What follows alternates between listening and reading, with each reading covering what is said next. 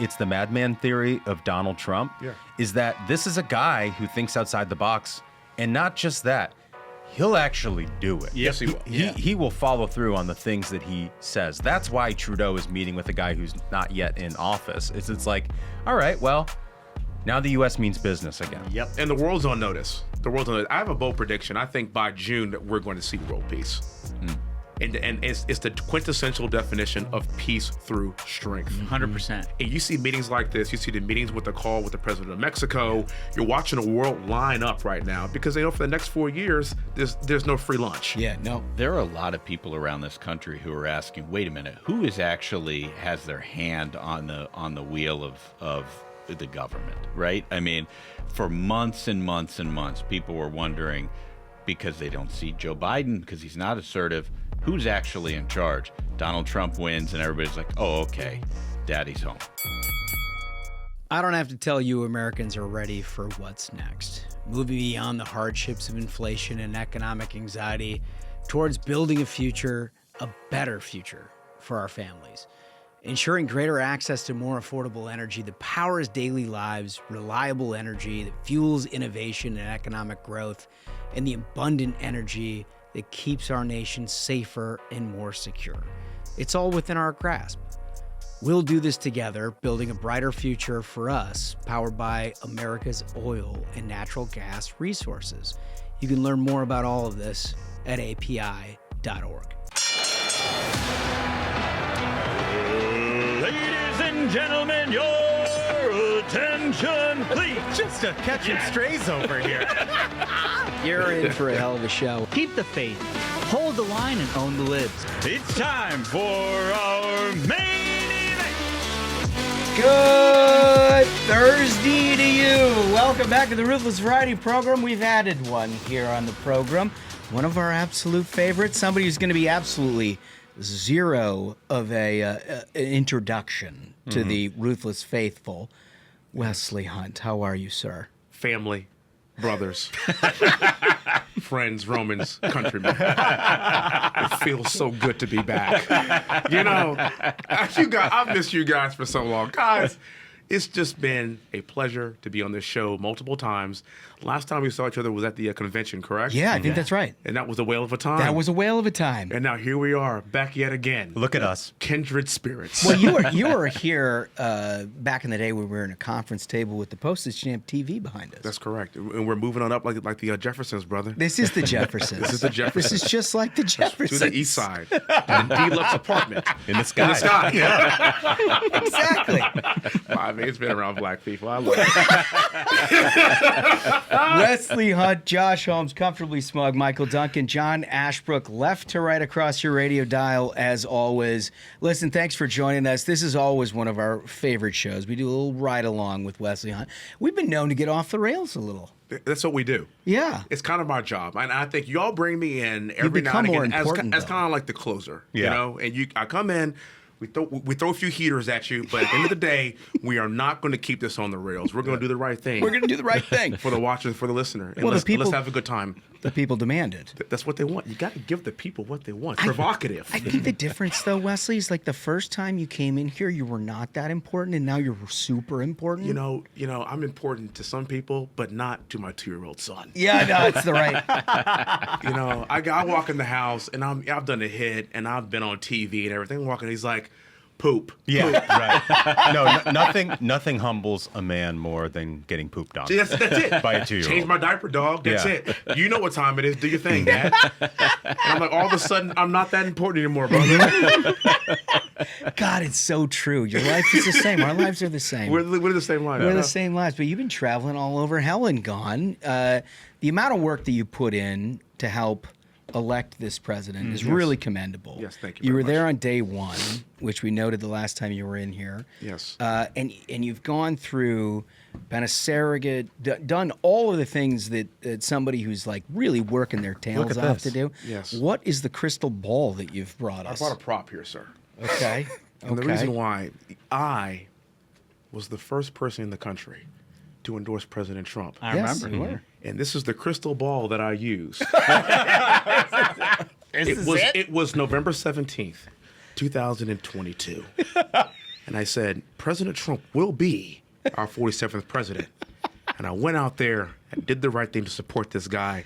And now here we are. And I want to leave this as a token of my appreciation. Oh, to the you crystal gentlemen. for the Wesley This Hunt. is this belongs in the Smithsonian. This is the original. And let me tell you something. Every time you have a guest, if you want something, this is what you got to use, guys, because this is what got us through. And this is what saved our country. We've right got here. a lot of decision making, so this is good. This is good for us. Before you hand it off, could you look in there and give me some Powerball numbers? Well, I was just going to say, does it have stock tips, or we still have to rely on Nancy Pelosi's financial disclosures? Nancy Pelosi is way more accurate than this thing, brother.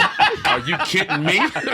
And a few others, but definitely Nancy Pelosi. Okay, all right. Fair enough. So, in all of your travels, ultimately very successful, what are your thoughts? What are your takeaways? I want the world to know that President Trump was given a mandate by the American people to turn this whole thing around. Yeah.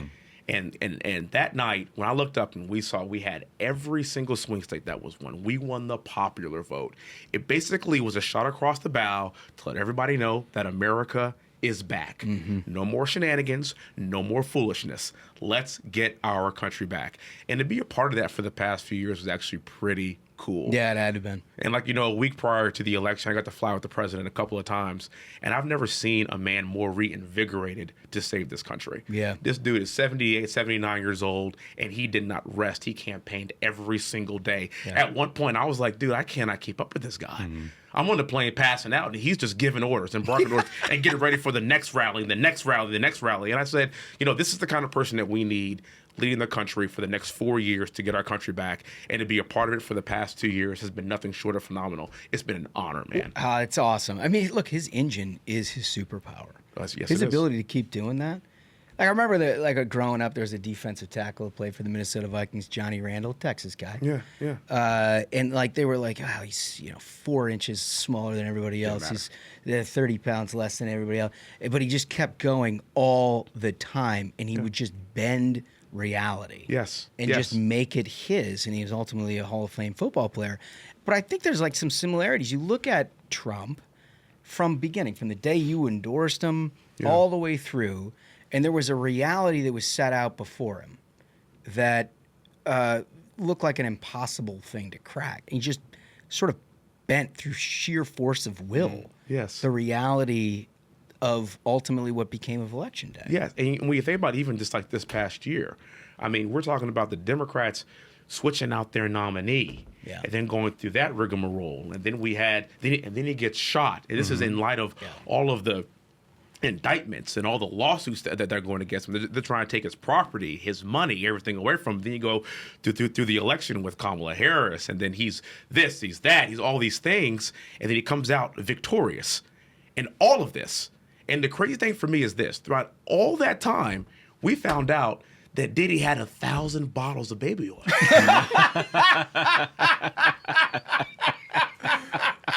Let's not forget that market history. Yeah. It's crazy. That was a revelation. It was a revelation. There was no question It was a about revelation. that. This is definitely a game-changing year. But I will say, all jokes aside, to watch the transition of the entire country move toward him, and to realize that, you know what, this is not about what the media says. This is not about what the mainstream media says. This is not about any kind of policies that's been a disaster for us for the past 4 years. This is a referendum on the country that, hey, enough is enough. Let's get our country back. That's right. And I think we are starting off on a very good foot coming up in the next few months. Did you meet any of our people along the way? We had a lot of people out there early voting on the Ruthless Variety program, putting their shirts on, getting their stickers, showing us that they were doing the good work. Speaking of this, so last weekend I had the honor and the privilege of going to the A&M UT football game. Oh, there you go. Yeah. It was absolutely fantastic. That would be great. And so I'm hanging out with Andre Johnson, the Hall of Famer, Texans receiver, great guy, by the way. So we're walking around the concourse to go to another box, and this guy walks up to me and goes, "You're Wesley Hunt." And I said, "Who's asking?" You're like, well, yeah. Maybe. Who's asking? He goes, "I listen to you on Ruthless, man. You tell those guys hi, and they are awesome. They are complete badasses. Listen to him all the time. And that's literally how he knew me. Like, we're at Texas A&M Stadium, College Station. I got stopped because of you guys. It's incredible. It's incredible. It's incredible. So you're like, Wesley's important. I'm like, no, I'm only as important as the friends that I hang out with. Oh, nice. That's very nice. kind of you to True say. story. It's a true story. Well, we like hearing things like that. You know, we like it. We'd be lying if we said we didn't. All right, so to the point that you were making, like this forced personality, Trump's not an unknown quantity to the world. Right. And I think you've seen a lot of things happen since Election Day that don't typically happen with somebody who's just been elected president, who's now a month and a half away from being sworn in. Right. Typically, the previous, outgoing administration sort of settles up what they're doing, and then they turn over the keys. Not the case for this guy. No. Right? And one clip that I want to show. So Trudeau traveled, the president of Canada, traveled to go see Donald Trump down at Mar-a-Lago, even though he's not, officially back in office. That in and of itself. He knows who the boss is. Yeah. He knows what time it is. He knows what time it is. Right? Let's play a clip. Clip one, if you don't mind, Spaghettis. And tonight we're getting some new details about that Trump-Trudeau dinner from two people who were at the table. We are told that when Trudeau told President-elect Trump that new tariffs would kill the Canadian economy, Trump joked to him that if Canada can't survive without ripping off the U.S. to the tune of $100 billion a year, then maybe Canada should become the 51st state and Trudeau could become its governor. But more on that detail with the panel. Peter, thank you. Do you know how gangster that is? There's so much that I miss about that. Do you know how gangster that is? But also, I love Brett Baer so much.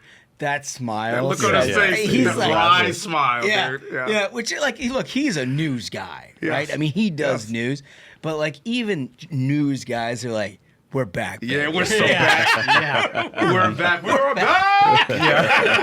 But it's what Smug always says. It's the madman theory of Donald Trump. Yeah. Is that this is a guy who thinks outside the box, and not just that, he'll actually do it. Yes, he will. He will follow through on the things that he says. That's why Trudeau is meeting with a guy who's not yet in office. It's like, all right, well, now the U.S. means business again. Yep. That's correct. You know? And the world's on notice. The world's on notice. I have a bold prediction. I think by June that we're going to see world peace. And it's the quintessential definition of peace through strength. 100%. And you see meetings like this. You see the meetings with the call with the president of Mexico. Yeah. You're watching the world line up right now because they know for the next 4 years, there's no free lunch. Yeah, no. And that's all we need to do as a country. We have the highest GDP in the world. We have the best minds in the world. We have the most innovation in the world. We should never capitulate who we are as a country to anyone else. And President Trump embodies that. And you're right, the idea that nobody has any idea what he may or may not do, you don't know. And that uncertainty is actually his greatest asset. Yes. Soleimani thought he knew what he'd do. Didn't work out. How's he doing? Yeah, I think they're still finding He's pieces of him. salsa. Last I saw is He's had, a ragu. he had like 3 fingers on one hand. That was the only thing that you could identify. You saying comment? That guy woke up dead. You know.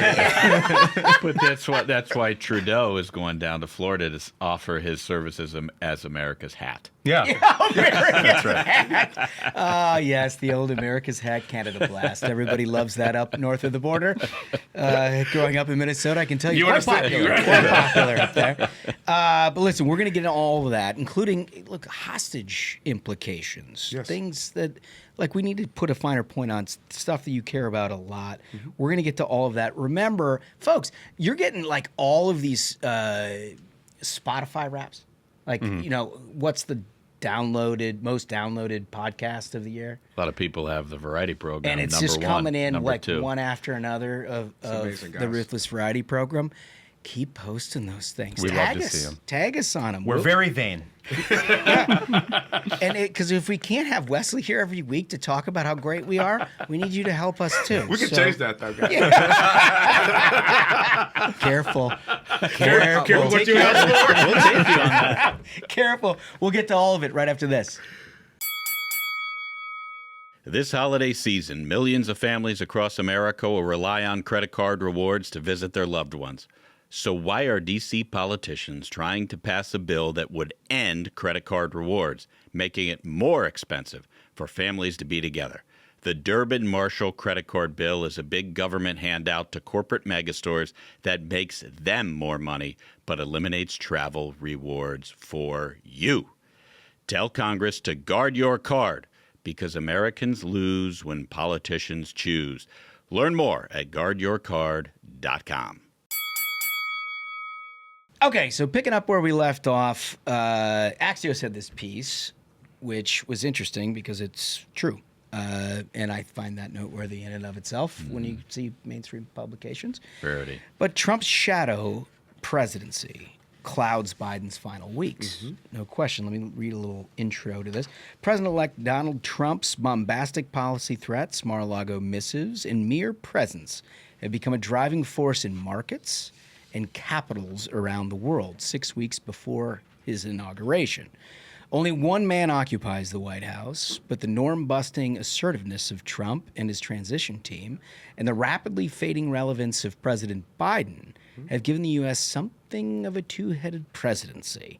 Even as Biden officials have worked feverishly to broker a ceasefire deal between Israel and Lebanon, incoming National Security Advisor Mike Waltz credited Trump with bringing them to the table.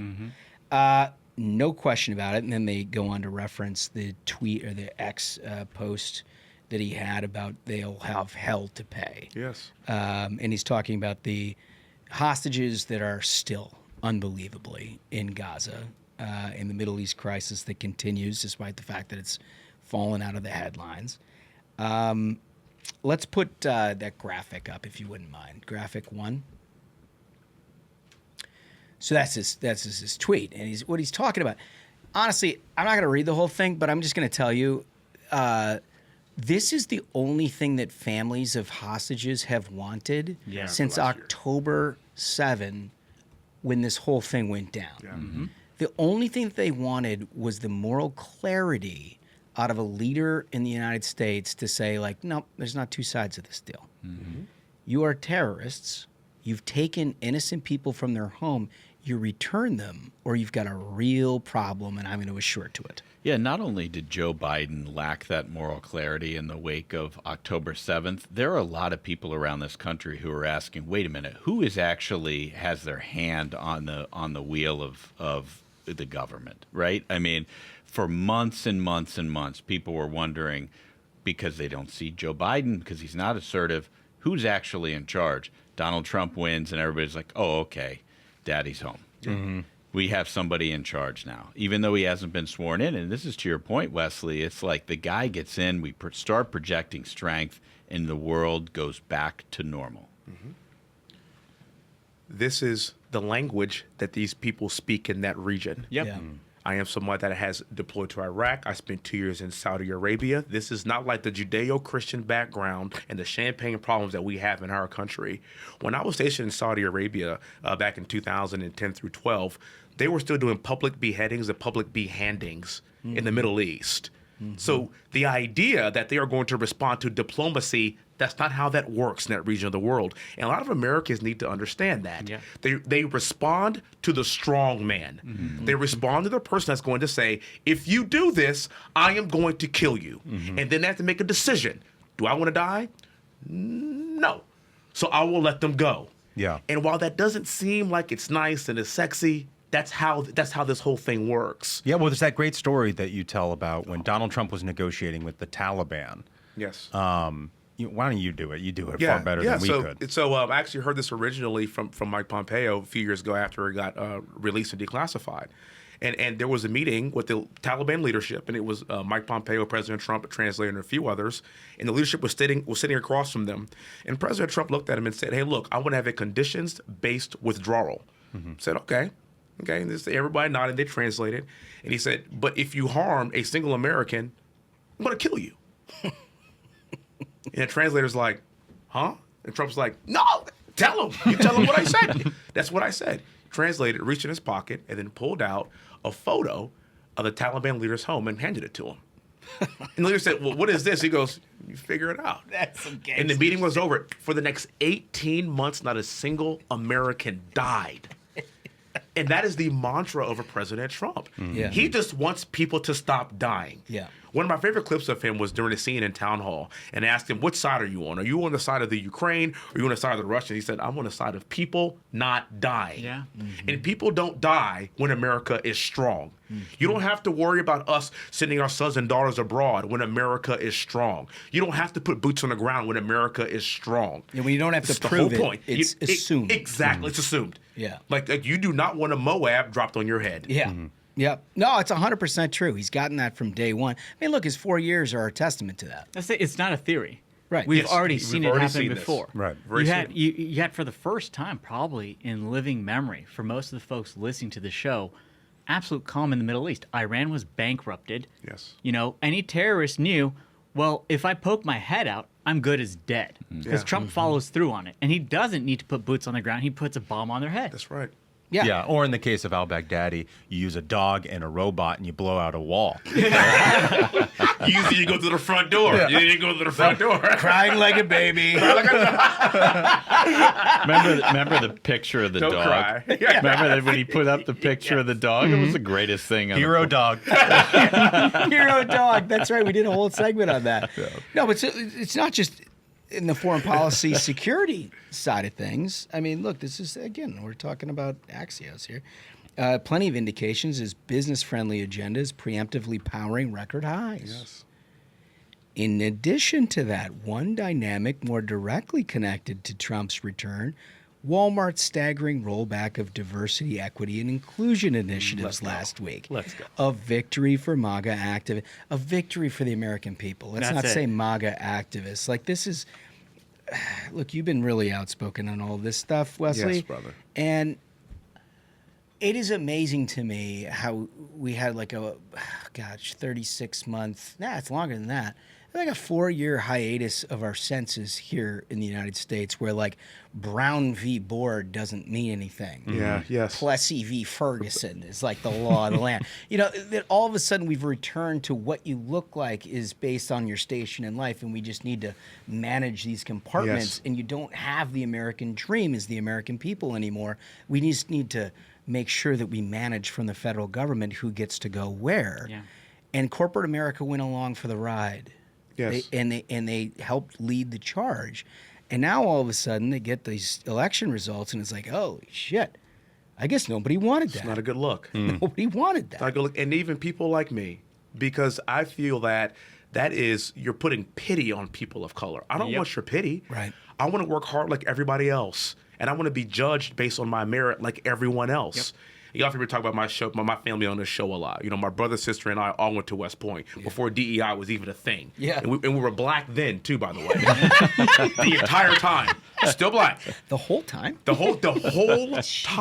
The whole time. If you can believe that. You carried a lot of water. If you can believe it. Oh, my God. And I just love, I always talk about my district, too, because my district is a white majority district that I just won by almost 30 points. Yeah. And President Trump would have won by 25 to 30 points as well. And they voted for me, not because of the way I look. They voted for me because of the content of my character and what I've done for the district. How much do you it's think- so much, it means so much more to me. Can I ask you this? Because this is like on my mind. We've talked about this a lot on the Variety program. How much of you think is generational on this? Because like we've talked several times with you about like we didn't grow up with that shit. No. Like all my heroes were black athletes, black entertainers. Like I never thought once about whether Kirby Puckett represented me. No. Or whether Ken Griffey Jr. was, that was just somebody I wanted to be. Yes. And then somewhere along the line, I would argue the Obama administration. There's no argument about it. That's where it happened. That is the line of demarcation right there. Yeah, where it just set everything back to like a 1960s set, where it's like, no, you don't understand. Everybody wants racial compartmentalization and we're going to help you do it from the federal government standpoint. And corporate America is like, that's terrific. I mean, does that comport with your view? That's exactly when it happened. Yeah. And it makes me kind of sad because Barack Obama had an opportunity when he was the president, because the guy is half black and half white, literally. He could have been the bridge to bring the entire country together and then never have these conversations again. But instead, he pandered to just the identity politics of it all. And I watched it and I was just so disappointed because he did actually set us back. And you look at this last election, well, now we're moving forward again. How much of that do you think gave your interest in becoming part of the political process? I will tell you that. I mean, I looked at Barack Obama when he got elected and he said, well, here's a black guy that became the president. So why can't anybody become the president at that point? And then I got a lot of pushback on that. Well, Barack Obama, well, he's a Democrat, and Democrats like black people more than Republicans. And I said, that's BS. You're like, have you said that's not true. Yeah. And so then when I ran in my district, I got a little pushback. Wesley, you're running as a black Republican in a white district. And I said, no. They're going to hear my story, hear my passion, see my service, and I'm going to win. Yeah. And I did. Yeah.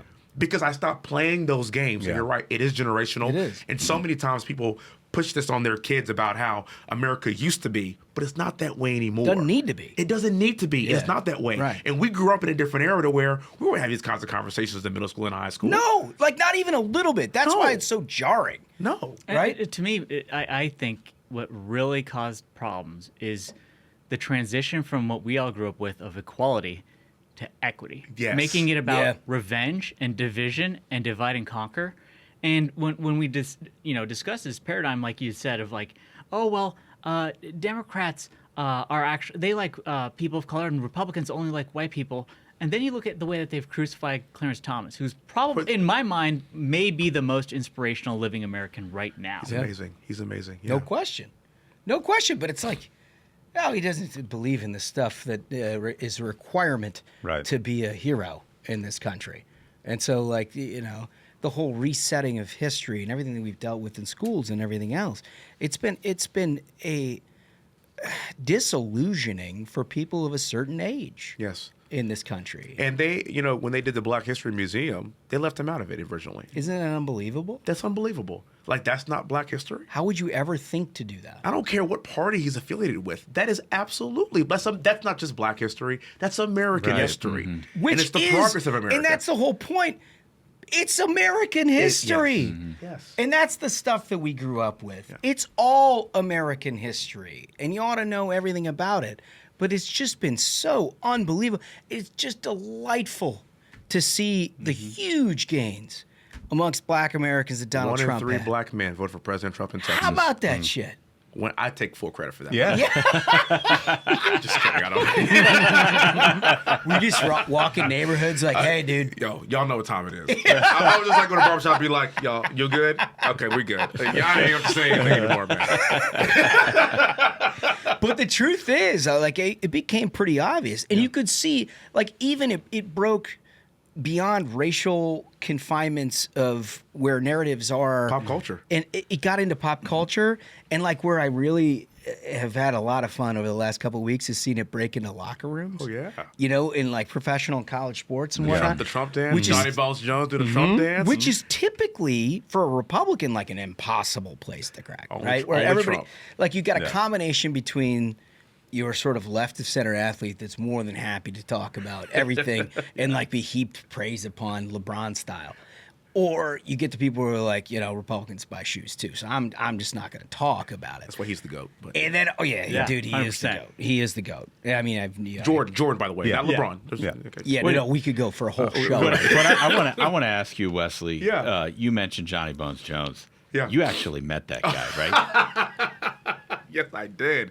I was in grad school at Cornell, and this was in 2012, and he was training up in New York. And Johnny Bones, usually fights at about 205, lean machine. He's fighting heavyweight now, but back then he was a lean killer.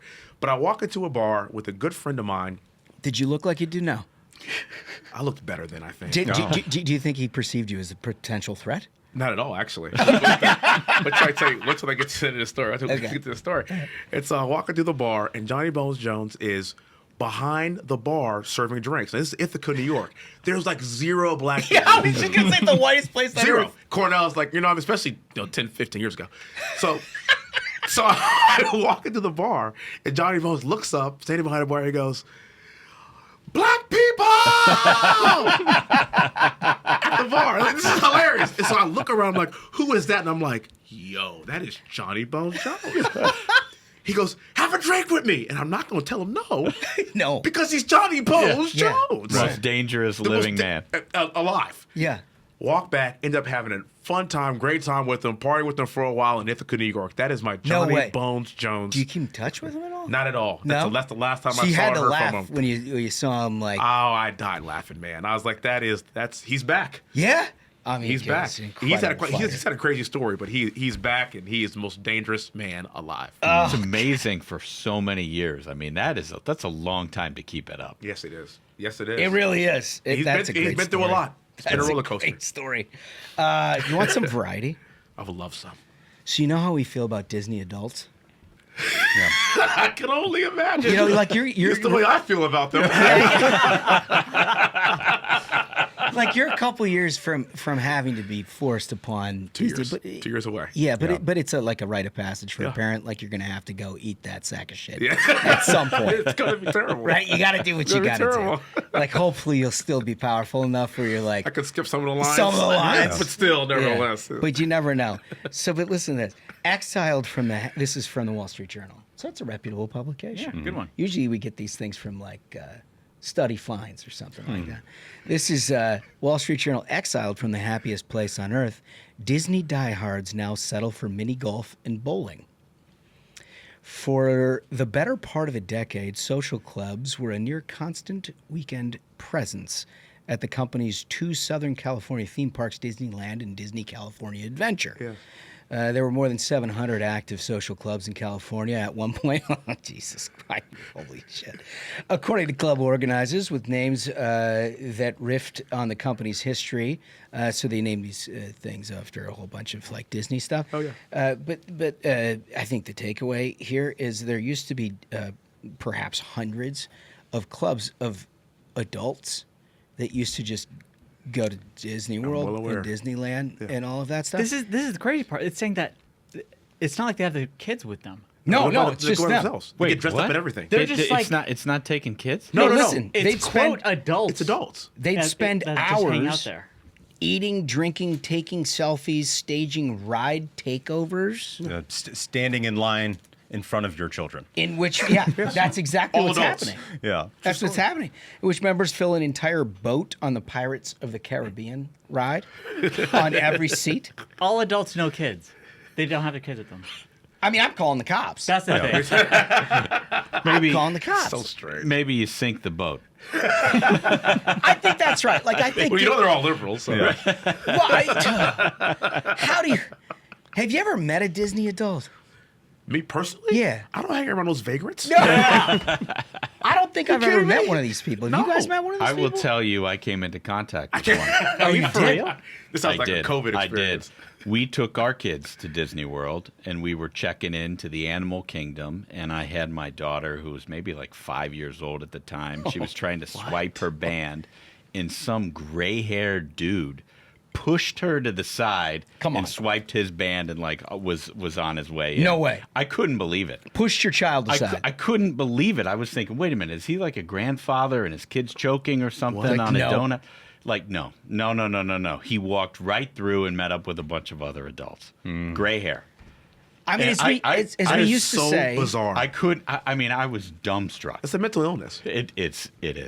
as we used to say on the variety program, charges. Yeah. Charges. Seriously. Charges. You That's the bring thing charges is, like, about this that. would be the greatest sting operation. you just have the FBI at the end of the Pirates of the Caribbean be like, we're just doing a random search of internet histories. Watch your phone. Do you think we get cash on this? The whole boat's gone. The Yeah. whole boat's getting carted off. They're all going in the van. They're all going in the van. The paddy wagon. It's like old school. The Pirates of the Caribbean's going right into the paddy wagon. But really, it's unbelievable. I mean, this is like, look, we got a lot of growing up to do as a country. Yeah. And this stuff, This is not helping. it's on the way out, though. If I can have advice all gone. for some of these parents, if you have to take your kids to California, to Los Angeles, you don't have to take them to Disneyland. The Richard Nixon Presidential Library. There you go. 20-minute drive. Your kids will have the time of their lives. They have the helicopter where he threw the peace signs out there. Have the kids take photos there. They'll have a great Throw time. up the peace sign, everything. Yeah. Wonderful place. That's the happiest place on earth. For you, it is. Not surprising. Richard Nixon Library. Not surprising. Have social clubs arranged. They should. I bet Yeah. you'd hang out with some great folks there. It's like At the Nixon Library, that's where you want to hang out. That's where it's at, huh? So, look, one thing I wanted to ask you about, because we know that you were close and are close with Rogan. Oh, yeah. And you've done a show. You're friends. You guys talk about stuff, and never before in any previous presidential election has he played a pivotal role. Like a lot of this, our audience automatically gets because they're here and they listen to us. But this really was a podcast election. I mean, it just changed the filter by which people got real information. They heard from people like you who are in the middle of things and what people actually mean. They didn't need to hear from Nora O'Donnell. That's right. But increasingly, Rogan with this massive audience and people, they're not like instinctive partisans, Right. came to all the same conclusions over a period of time about like what's best for our country. Talk to us a little bit about that. So when I was on Rogan's show, we were talking offline after the show. Rogan has daughters. Yeah. I have daughters. And the reason why he left California and moved to Austin is because he feared for his children's safety. Yeah. And so when I was on his podcast, actually, I was his second show after he moved to Austin. Oh, is that right? So first it was Mike Tyson, then it was me, and then it was Kanye. I clearly was the best. Yeah. That's a lineup. Clearly, if you're gonna pick one out of a lineup, You know what? you're gonna choose Wesley Hunt even before he was a congressman. Let me tell you. At least you went before Kanye. Yeah, I went 'Cause, before. like, And this, Yeah. cleaning up the space lasers would have been tough. would have been rough. But this was pre-space lasers. But nevertheless, always the more. I don't want any part of that. But I mean, having to follow Tyson ain't an easy act either, because I remember that episode Tyson was on there talking about licking toads and how it strips the ego. Oh yeah, we did a whole segment on that here in the program. Yeah. Word. So I brought sanity to the show. Yeah. Like I was the buffer. You know what I mean? Yeah. Like I was the meat of that sandwich right there, man. He's like, yeah, but do you do any strange drugs that we can talk about? It was actually during Sober October or something like that. So he actually wasn't drinking or doing anything at the time. Okay, all right. No, but I got to How's that imagine for a that this political is. answer? Yeah. You're learning. You're learning. So wait, hold on. I got to imagine, just being friendly with that whole crew, that this is an interesting spot to be. Yeah. That these guys had no ambition of ever becoming a part of the political process. They've got their own stuff. They got UFC. They got, they talk to millions of people every day about all kinds of different stuff, but like they got them. And they were central to it this time around. And Rogan is an apolitical guy. A lot of these guys are apolitical. Yeah. They didn't get involved in politics until politics really got involved with them. Yeah. And they realized that they had to push back on this. He's more of a libertarian. Like he just kind of stay out of my way. Let me do my own thing. Let me go hunt and eat elk and go kick people in the face. That's all I really want to do. Leave me alone. Then you start to see the infringement of the left that are eating away at our values and eating away at our freedoms. Yeah. And that goes First Amendment rights, Second Amendment rights, you name it. Now they're getting involved because the left forced them to get involved. That's right. Yeah. And that's why they're here. Yeah, he doesn't look at things from a partisan lens. Not at all. I mean, like what I think Rogan's superpower is that he's just very curious. He's very intellectually curious, and he wants to hear all sides, right? Yes. But like, what does it tell you about the left that, a guy like Rogan? I mean, he endorsed Bernie Sanders. Yes. Yeah. That in a short period of time, he went from that and being willing to have anybody on and listen to any voice to he is alt-right, neo-Nazi Joe Rogan. And like that's what they've done. That's what they've done to During some of COVID. He got weaponized during COVID too. Right. Yes. By asking questions. I mean, that's what the left has done to people like that. And they wonder why they say now, oh, we need influencers. We need podcasters with big voices. It's like, dumb shit, you had it. And you threw it away. Yeah. Yeah, totally. Yeah. They got to find themselves, look, they don't have any ambition in continuing to be a political, that's just not what they do. No. But it's got to be, sort of a reorientation.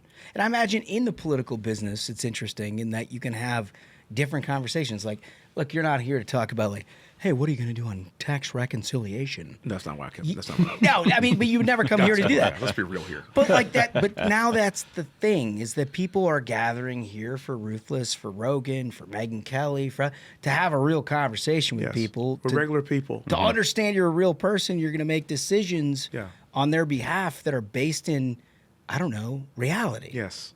Reality, American values, putting this country first, and saving our posterity, and making sure that this country still exists for our children, our children's children. Yeah. That's the values of the guy sitting up here right now. That's what we actually care about.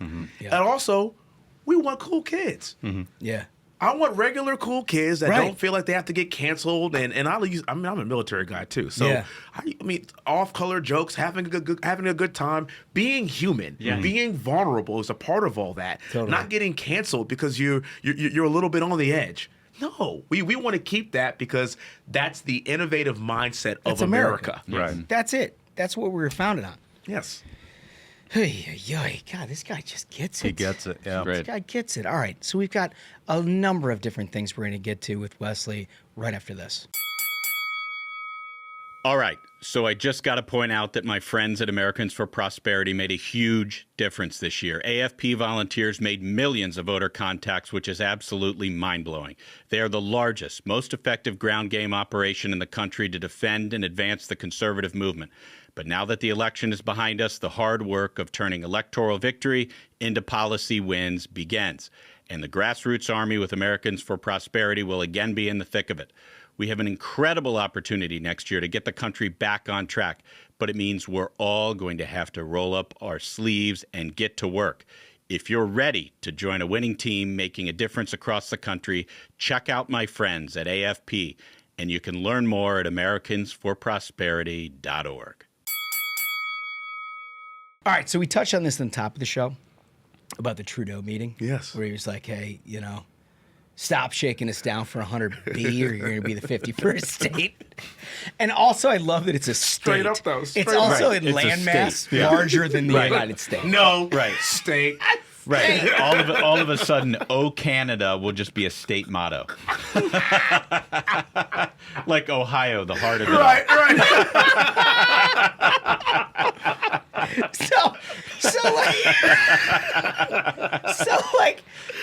I mean, they probably get, you get 2 senators, maybe give them a couple representatives. My thinking was, I mean, why even make it complicated? Just let Alaska annex Canada. Make Canada Alaska again. Alaska. That's it. So we don't even need to change representation. Great Don't idea. need to worry about it. Yeah. None of it. We you don't guys need are Canada, eh? You guys are dealing with us. Whoa. It's Alaska, eh?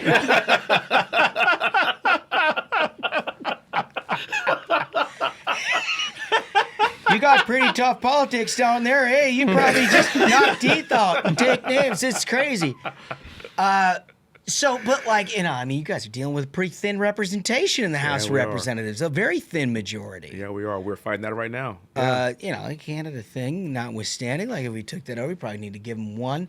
But even if you're dealing with a couple, you got some vacancies you're going to need to fill by the spring. Yeah. I feel good about those elections and how those will ultimately go. That's fine. Yeah. But tell me, as you guys are all approaching this, first of all, it feels like a much more unified front than ever before. Certainly since you've been Especially there. for me, bro.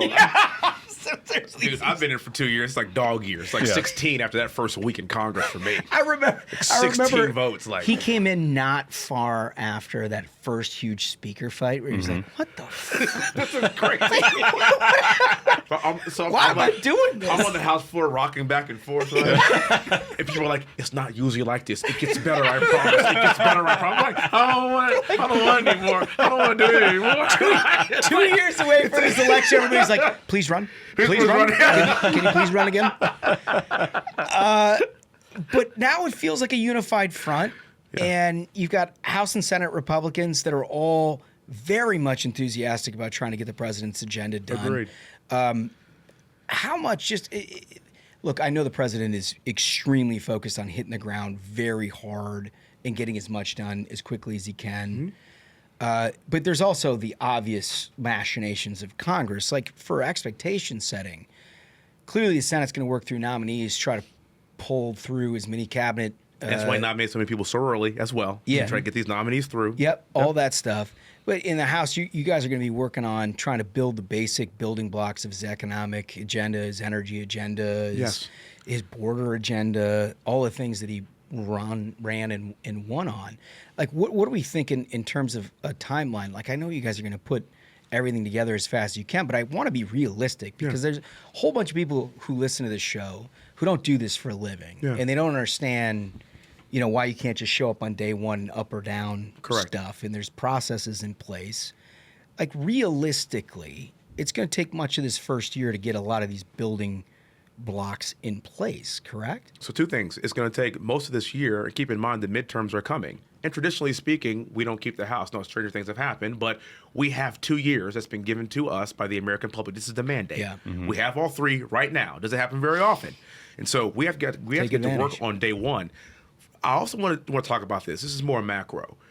This government has been basically run via executive fiat, unfortunately. That's not what our founding fathers wanted, but that's kind of what we have right now. It's up to the House at some point to claw back some of that power from the executive branch. But I will say this. This starts with leadership at the top. President Trump on day one is going to sign 168,000 executive orders on day one, reversing Biden's policies. Boom. That's going to be the first shot across the bow. Now, everyone else has to understand that we are in this position because of President Trump. We have the majority in the Senate. We have a slim majority in the House because of President Trump. It would behoove us all to get on board with what the American people voted for. My top priority in the very beginning, taxes. Let's get this tax bill done. It's super important. I mean, everything else is built upon it because without a good economy, you got it. You don't have anything. You got it. Your leverage is entirely fixated on whether you're taking care of the American people's pocketbooks or not. Everything else that you want to do is contingent upon your ability to make sure that people are economically secure. Correct. And I'm talking about the everyday Americans that voted for President Trump.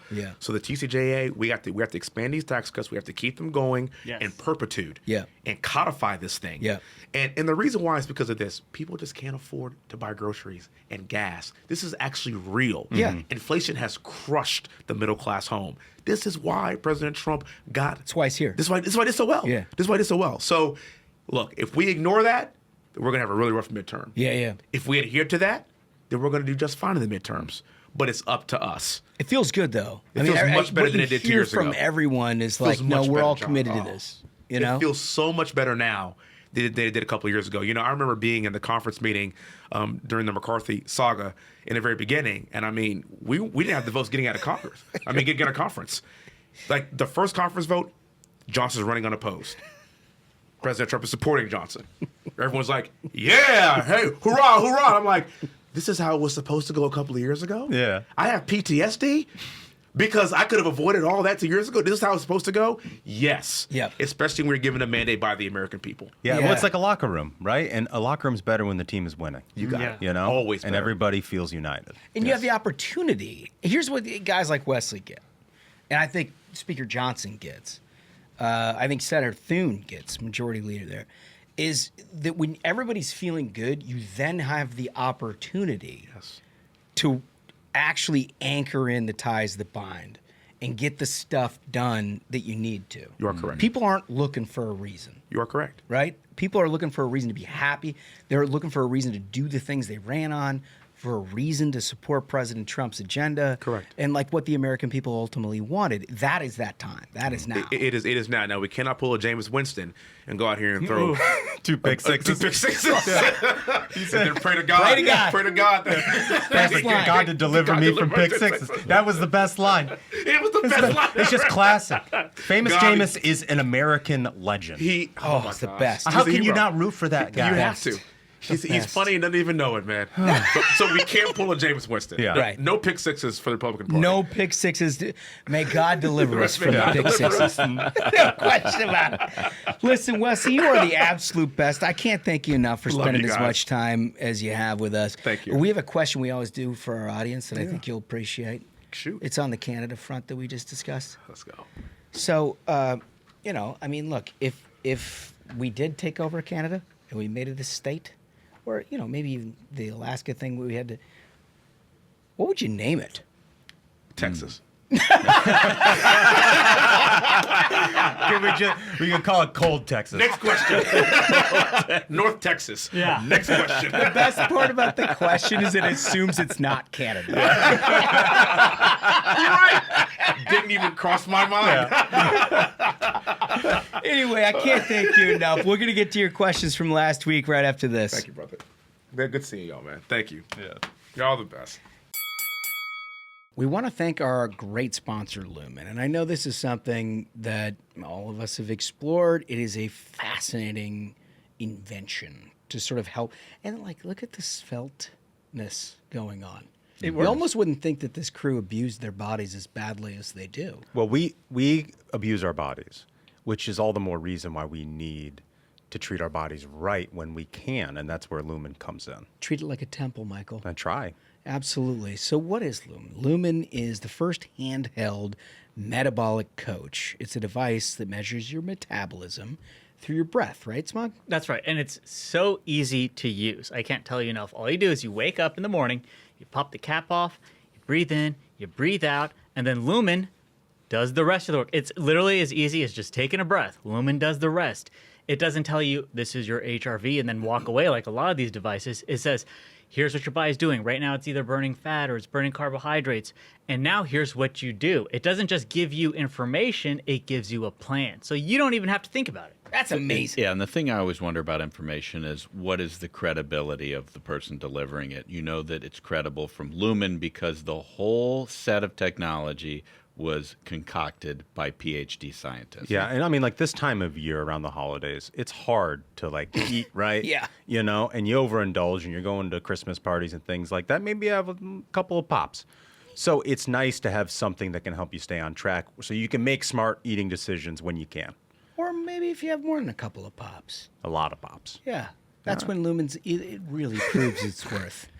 So if you want to stay on track with your health this holiday season, you go to lumen.me/ruthless to get 15% off your Lumen. That's LUMEN.me/ruthless for 15% off of your purchase. Lumen makes a great gift too, by the way, in case you're, like the brooch guy down here, and you're still looking for stuff. Lumen beats a brooch, I'm that's not for sure. sure that you want to give your wife a metabolic coach, but in the event that you've had that conversation and the vacuum cleaner's off the table, the Lumen's the thing for you. So thank you. For everybody. Thank you, Lumen, for sponsoring this episode. All right, so we love to read the questions of the day, and you always have such good responses to these things. If you'll recall, on Tuesday, we discussed the Hunter Biden pardon. And the question was, why now? I mean, typically presidents, they do that, the last day, and they're out of there, and they're don't read the paper for the next 10 years of their life, and so they don't care. But he did this at a very certain time. And we just asked you all what you thought. And honestly, having read this, I think you kind of captured it in a way that I didn't even imagine. So thank you for that.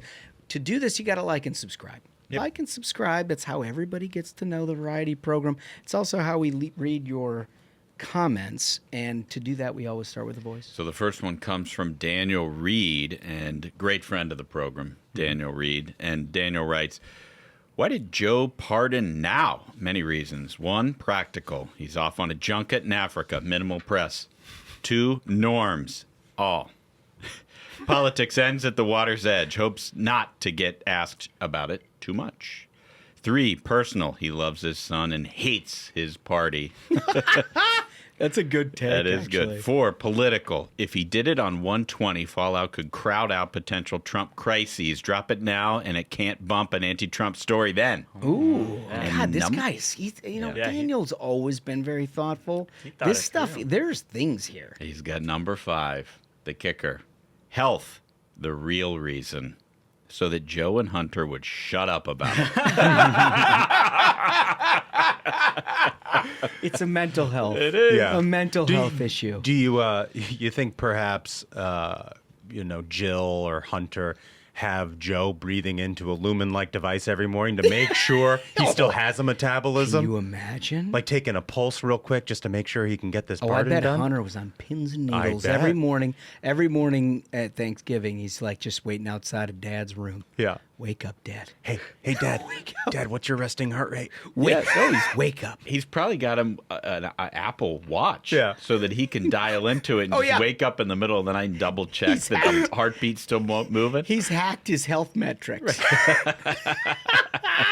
So good. All right, Duncan, what else we got? This one is from John Lukex. He says, he pardoned Hunter because he's still alive now and may not make it to January 20th. And there's massive bad blood now between Jill and Kamala. So they can't take the chance that she wouldn't follow through with the plan. Oh, you mean like he thinks he's going to not make it till January 20th? Yeah. That is a Ooh. morbid take. Morbid dark. Morbid take. I mean, honestly, after watching him wander into the bush in the Amazon, yeah, Yeah, I get it. saw him trying to walk on a beach. That gate didn't look strong. He's like, no time like the present. Yeah. It's like Trump said, I've seen your swing. Oh man. Low club head speed. You know, I've sort of like the Amazon thing reminded me of how I've tried to in my head. Every time he walks off stage, he looks like the last guy in Field of Dreams walking into the corn. Yeah. Oh, man. You know what I mean? Where like everybody collectively is looking at them like, where are they going?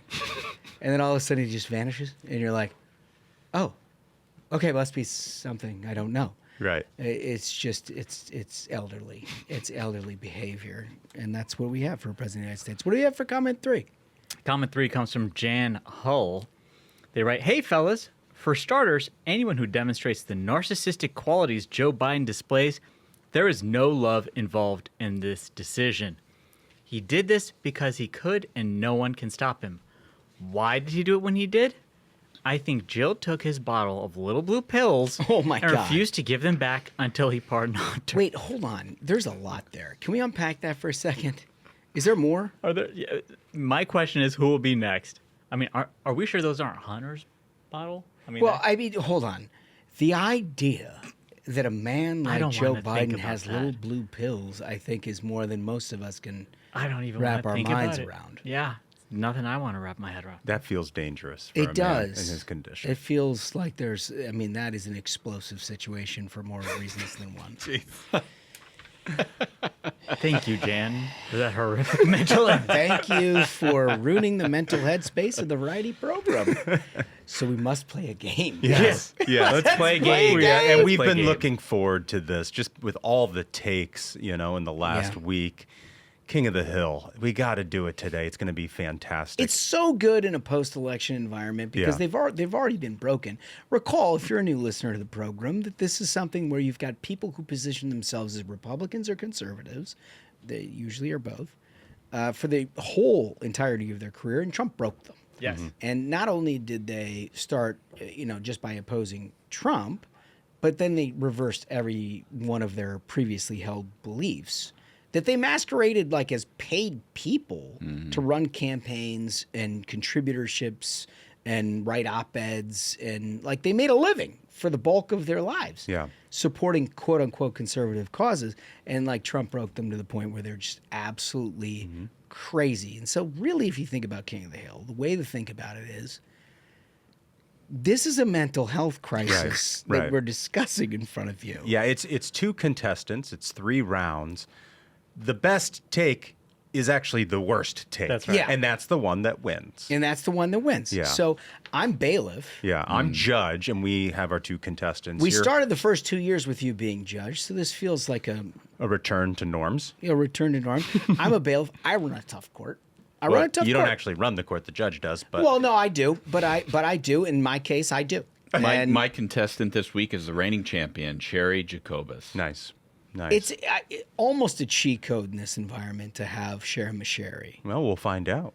Smug. I'm bringing the publisher of the Bulwark, Sarah Longwood. Oh, this is a battle of This is gonna be a titans. fight. This is like pay-per-view, folks. This You're is in for gonna a treat. Be good. Let's go ringside.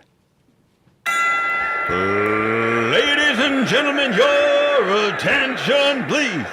It's time for King of the Hill. In the red corner, fighting all of the bulwark.com, Sarah Long Nightwell. And now, in the red corner, fighting from her own Twitter account, Gami Jerry Jacobus. Dude, It's great. you know what? I mean, we've talked a lot about how this is awesome all the time. Yeah. But like when you do 2 of these a week for 4 years, you know, like there's great content. We like to have a lot of fun. We would be doing this without microphones. Yeah. If we didn't have this show. But every once in a while, like when he starts in with the ringside thing, It's amazing. Show business. I'm like, God, this is so great. Yeah. What Good fun. Good clean fun. What a great show. All right, so as the bailiff, I'll instruct the champion to provide his first exhibit, please. Yes, sir, Mr. Bailiff. The champion is now opening his exhibits. And Mr. Spaghetti, would you please place exhibit number 7 on the easel? The easel. It can happen here. It is happening here. What the hell? Wow. And This the happening is in all caps. The It's in second all time. caps. We're not really sure what she's referring Well, to. I was just gonna say- I'm fascism. assuming Yeah. it's something to do with Trump. It's something to do with Trump is actually Hitler. He is literally a fascist. Whatever the broken brain idiots on the left say, she is saying it here free of context as it appears on the screen, but her broken brain followers certainly understand the direction they're receiving from their leader. Do we have any understanding of like, was this a well-engaged post? I don't know. We don't usually post all of that stuff. But Your Honor, I would be happy to bring you that answer at a later date. okay, all right. So that seems really general. I have a very specific one. Can I please get exhibit number 1? This is Sarah Longwell referring to Scott Jennings, who echoes a point Holmes made earlier this week when we were talking about the pardon and how people in the White House should resign, namely KJP, for lying repeatedly. Scott said that, let's see if anyone's got enough self-respect to resign tomorrow. Sarah Longwell, having zero self-awareness, says, imagine having so little self-respect that you say this with a straight face while defending Trump on TV for a living. Oh, my God. While justifying Joe Biden repeatedly lying to the American people, saying, oh, I won't pardon Hunter, having his staff go out and say, Biden will not pardon Hunter. Did anybody's immediate reaction to that being like, I'm so sorry I missed that. I would have loved to have been a part of the dunk party on that. I mean, this is the thing, is it's not only just a simple mental health crisis, but to have that lack of self-awareness to be like, I'm going to defend Joe Biden by being like, you're a hypocrite. How does that work? How does that even work? It's like you are actually the hypocrite, not Joe Biden. Like it's like they have zero self-awareness, these people. So ultimately the decision, though, and they're very different takes. One stripped of any sort of context or mental faculties, containing a lot of capitalization unnecessarily, or... Judge, Yes? can I interject for a minute? Is there any way in a close period of time to understand either a time of day or a engagement of such a thing? Like, do we have that? We may not have that available. I don't have it. I withdraw, but I just think that these kind of things, for Spaghetti's purposes, may be an important thing to look forward to, because I think they provide context when you get something that is context-free like this. So if it please the court, what I would suggest is that in future games, we zoom out on our exhibits upon the easel so that you can see time and engagement in each of the photos. Okay. I'll consider that in my chambers alone and render my verdict. But I think ultimately where I'm coming down here is the contextlessness. She's talking about fascism. She says fascism is happening in America. She says it in all caps. And for that reason, this was a good take, Smug, but it's a take a lot of the Never Trump people have been pushing back on the Hunter Biden thing. This is just A-class material from Sherry My Sherry. She wins round 1. Okay. All right. So we'll go to round 2, and we'll go to the challenger, Comfortably Smug. Could I please get Exhibit 3? So this is Sarah Longwell, and you may not have any idea where this is headed. She starts saying, Trump is worse is never a good argument to justify bad behavior.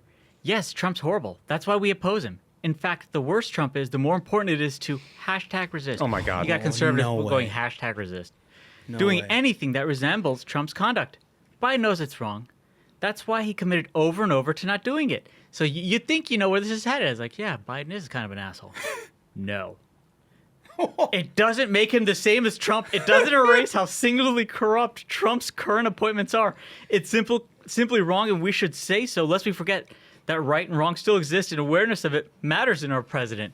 Trump is actually the bad guy So here. Trump is really to blame for the Hunter Biden That's why. pardon. Yeah. Right. They have to do this because Trump's It's an bad. interesting take. And it's not a take that says, I don't like these picks, or these are unqualified picks, or I wish he picked corrupt. No, She's it saying assumes. they're corrupt. And it assumes corruption. It's like, of course we all know. They're corrupt.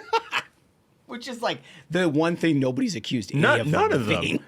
I mean, the only person being accused of corruption this entire thing is Joe Biden and Hunter Biden. Yeah, the dude who got the pardon for 10 years. I mean, She just throws corrupt just around. throws a corrupt in there. Oh, right. Jesus. As bad as accusing him of corruption is, Spaghetti Exhibit 6 will demonstrate how this lunatic takes it to the next level.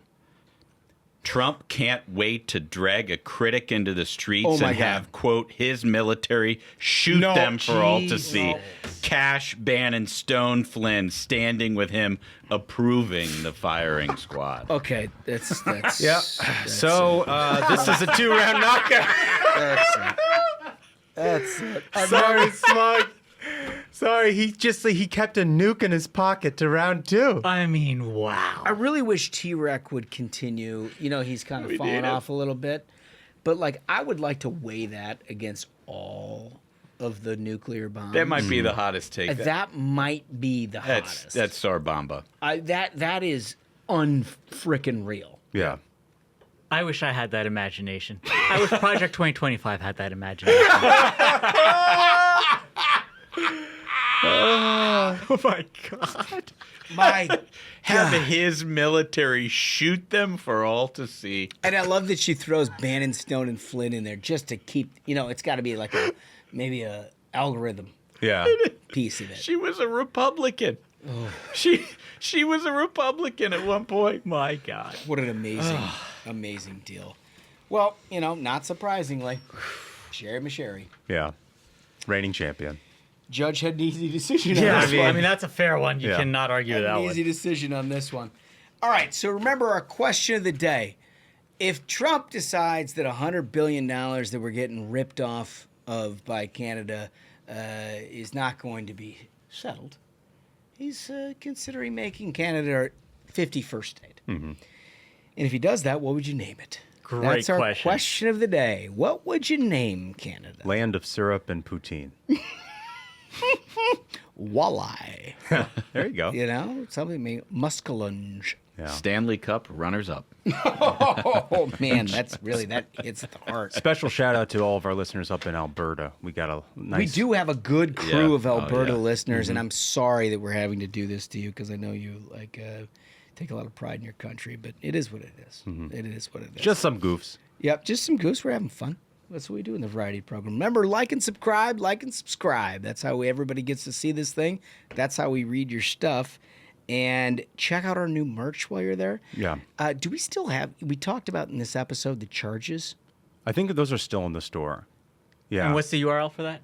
It is store.ruthlesspodcast.com, or just you go go. to ruthlesspodcast.com. You'll see it there in the navigation. In the navigation, because we talked about Disney adults, and if Yeah. you are standing against Disney adults, you need one of those. 100%. Well, and if you somehow missed the new merch that's in the store from the Tuesday episode, we've got golf balls, folks, and we still have the napkins, and they're flying off the shelves like hotcakes. I can't paint them fast enough. No, your brush has been whittling I'm away. getting carpal tunnel. Yeah. We're going to need to look at our health insurance for next year for my wrists. We don't cover it. Okay. We don't cover it. I'm getting Cobra. But keep at it, old man. Keep at it. We got to get the people what they want. Yeah. So check out all of that. And with that, thank you for joining us. It's a holiday season. Everybody's enjoying themselves. We're having fun. You're having fun. Let's keep having fun together all the way through this thing. With that, Smug, I think we did it. I think so. Absolute banger of an episode. Gentlemen, thank you so much, Congressman Wesley Hunt. And thank you so much to the listeners. Like Holmes said, like and subscribe. So until next time, minions, keep the faith, hold the line, and own the libs. We'll see you on Tuesday. Stay ruthless.